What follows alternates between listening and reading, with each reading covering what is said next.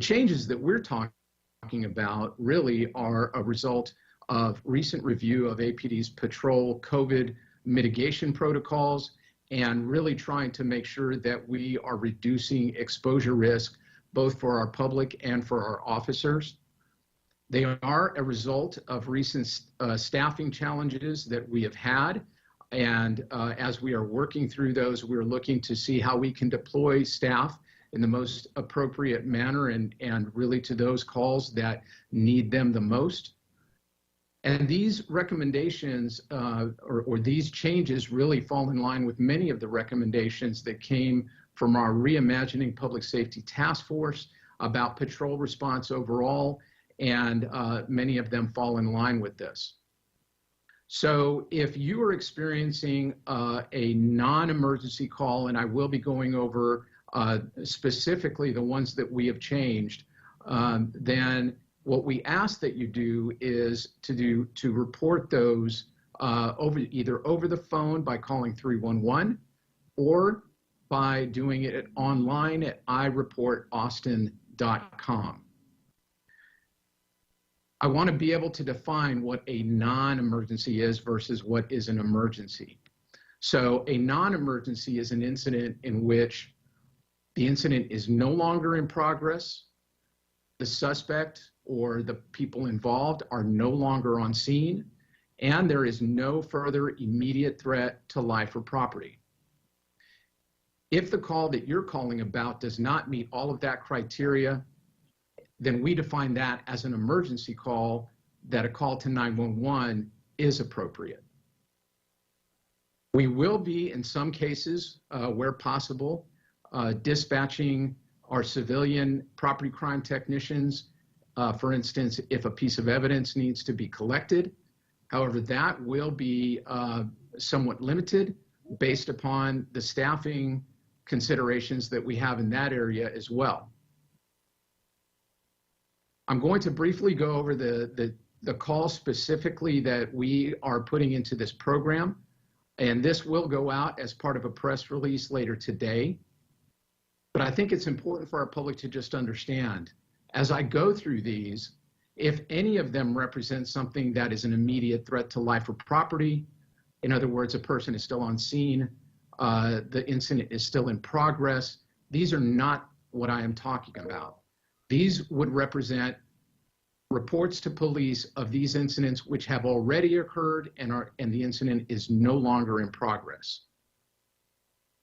The calls are animal service, an attempted theft of property, a burglary of a residence, business, or vehicle, crashes between vehicles that do not require a tow, in which there are no injuries, both drivers have proof of insurance and a driver's license, and when neither driver is impaired.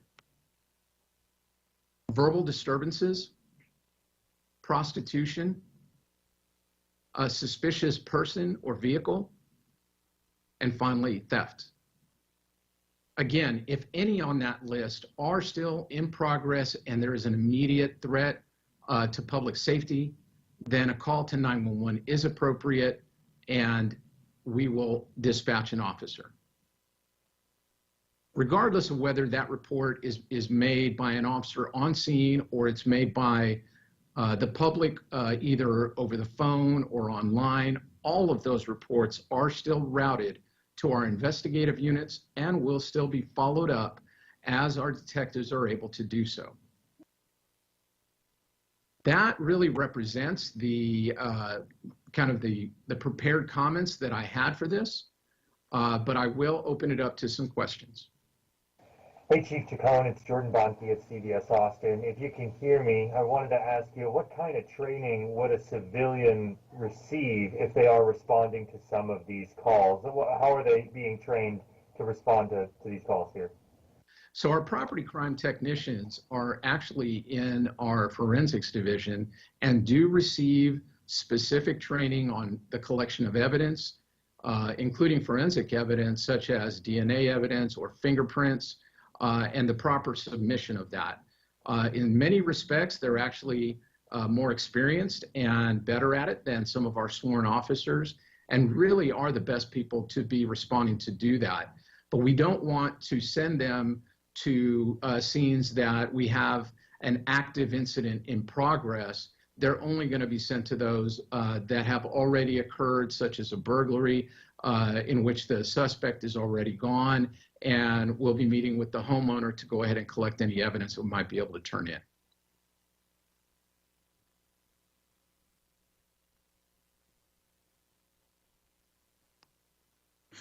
Hi, Chief. Jennifer Sanders here from KXAN. So quick question in terms of, I know some of these calls will go to 311. I don't know if you are able to answer this, but do they have the staffing and the bandwidth to address these calls, and kind of what is the process once they receive that directive from you all, or the call from the person? You know, our folks at 311 certainly are doing the very best job that they can. You know, I feel like in many areas, not just obviously in our, you know, our sworn officers on the street, but with our property crime technicians in forensics and in our Austin 311 call center, we are experiencing staffing shortages. And so I think that, you know, I'm going to ask for a little bit of patience. Many times people do have to wait on hold when they're calling 311 in order to make that report. Of course, you can always go online if you have access to a computer to do it that way. And we're just going to be working the best that we can, given the circumstances that we have regarding staffing, to still be timely in our response and make sure that people have an opportunity to report crimes.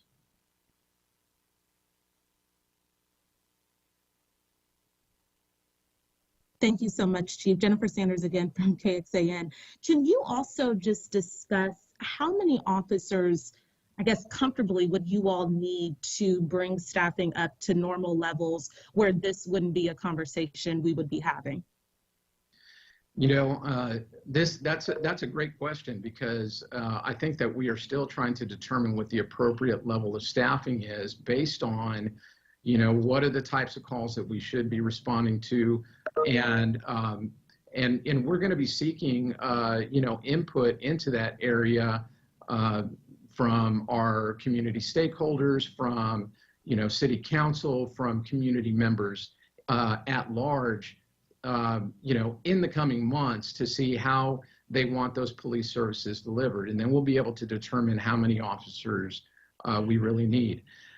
I think what's important to remember in there is that if an officer is not necessarily needed, in other words, this is, you know, a crime that obviously has already been committed, and we can still get, you know, say a property crime technician there to take photos, to be able to gather the evidence, and to provide a case number and a way to follow up to a victim of a crime, then that may be the most appropriate way actually to handle it, so that I can free my officers up to keep answering the emergency calls for service where we have violent crime and people that are actively engaged in criminal activity. You know, it just makes sense to do that.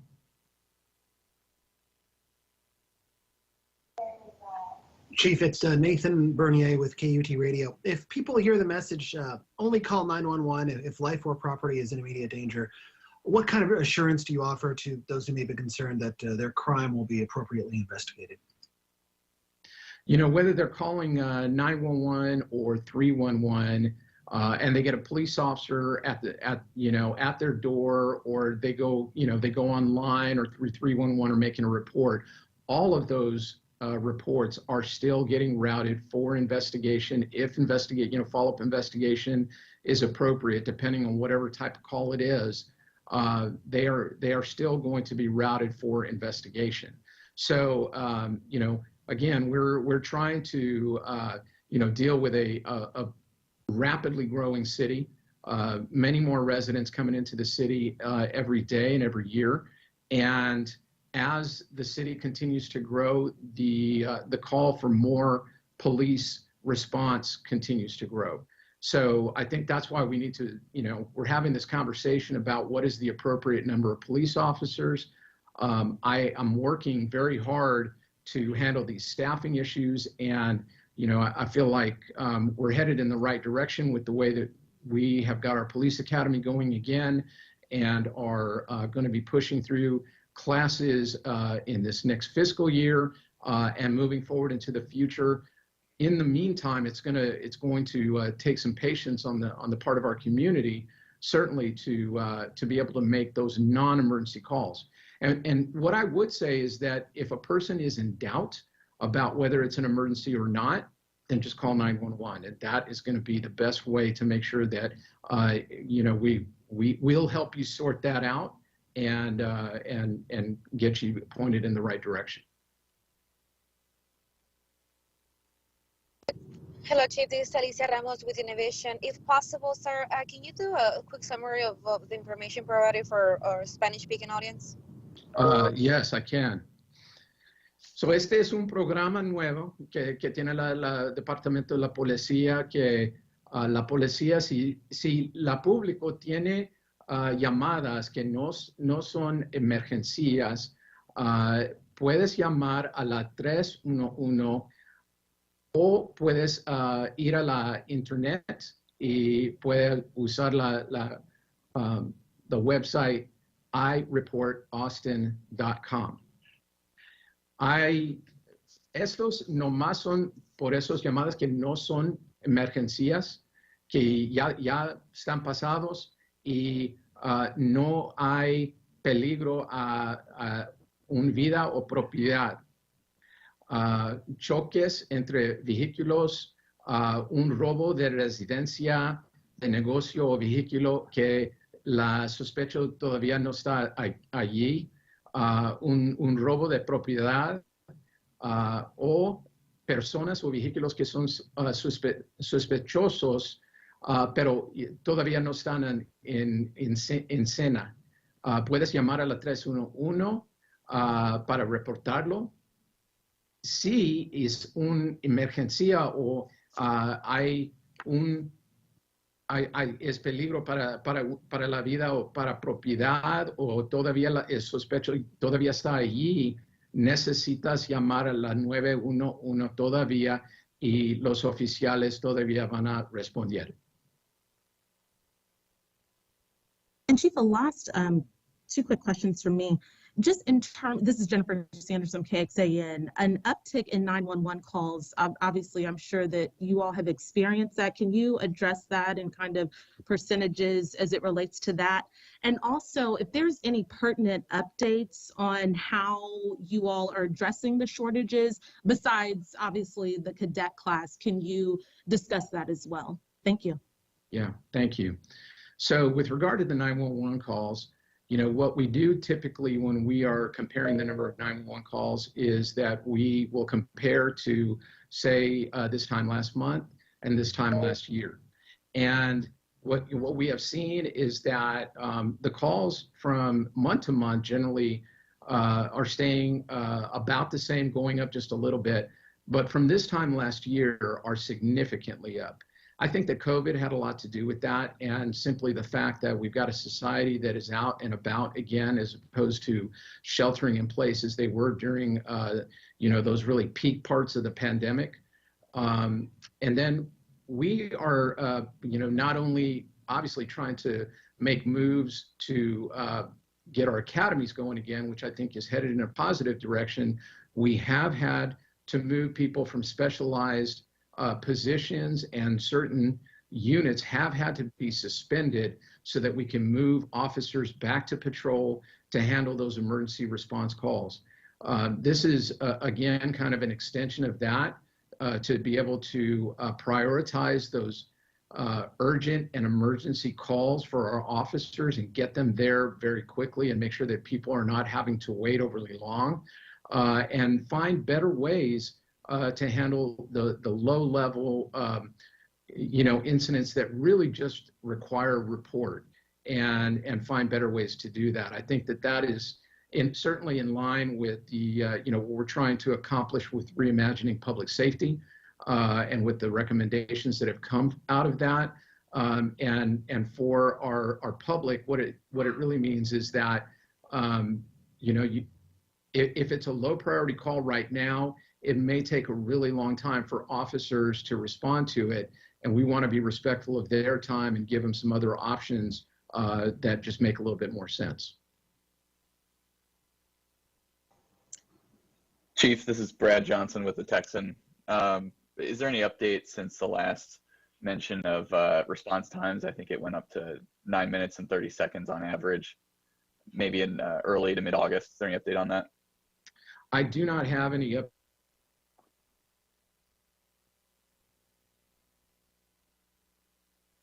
So we're about 2 months in, and we wanted to give it some time to be able to look at, have essentially a group of data that's long enough so that it'll be statistically significant, and we can really figure out whether we're moving the needle on this or not. So we're giving it a little bit more time. Gotcha. If I could follow up with one more. You mentioned the staffing problems quite a bit. Last week you were asked if you support or oppose Prop A.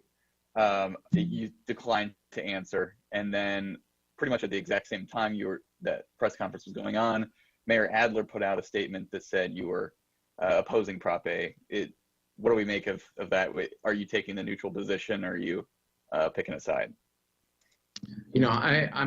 I have not taken a position on Prop A at all, and have taken a neutral position, and that is my stance today.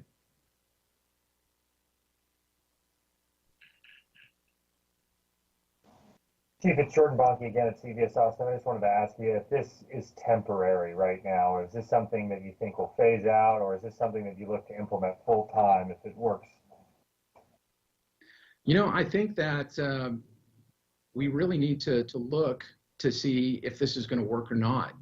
Right now it's a necessary measure, but I can tell you in the future, as we begin to refill our officer ranks, does it make sense to continue to send a sworn officer to go and essentially just take a report when I have other more pressing and kind of urgent needs for our sworn officers, and instead that I have resources, whether that is online reporting, calling 311, or dispatching a civilian property crime technician to handle some of these.